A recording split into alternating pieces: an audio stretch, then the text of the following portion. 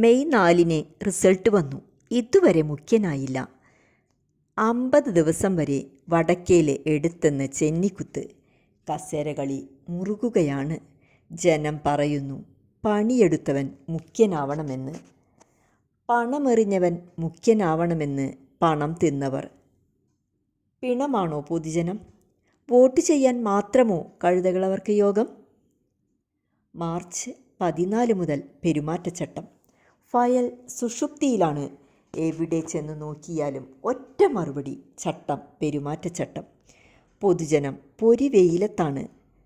അകത്ത് കയറ്റിയവർ പീഠത്തിലിരിക്കാതെ കസേരകളിയിലാണ്. പിണമാണോ പൊതുജനം? വോട്ട് ചെയ്യാൻ മാത്രമാണോ കഴുതകളവർക്ക് യോഗം?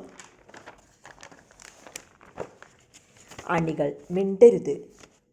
വോട്ട് തെണ്ടാൻ മാത്രം മതി പ്രവർത്തകരും അണികളും. അണികളെ നിശബ്ദരാക്കിയോർ സിംഹാസനത്തിൽ നിന്നും പുറത്തായി. മറക്കരുത് ചരിത്രങ്ങൾ. അനിയത്തി സുന്ദരി മിടുക്കിയും.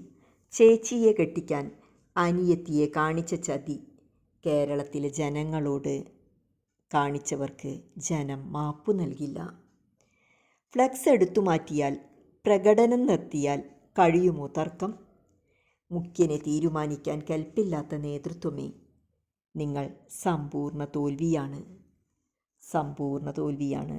ഇവിടെ ജനം തോൽപ്പിച്ച ഹൃദയപക്ഷം വീണ്ടും വിജയിച്ചു.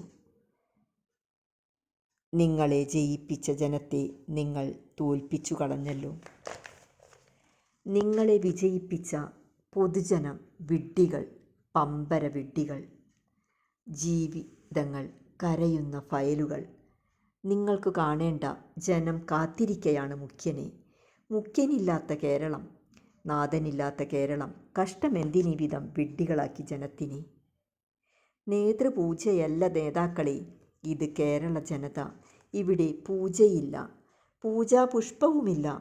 പണിയെടുത്തവൻ നാടു ഭരിക്കണം. അവനിലെ വിശ്വാസമുള്ളൂ.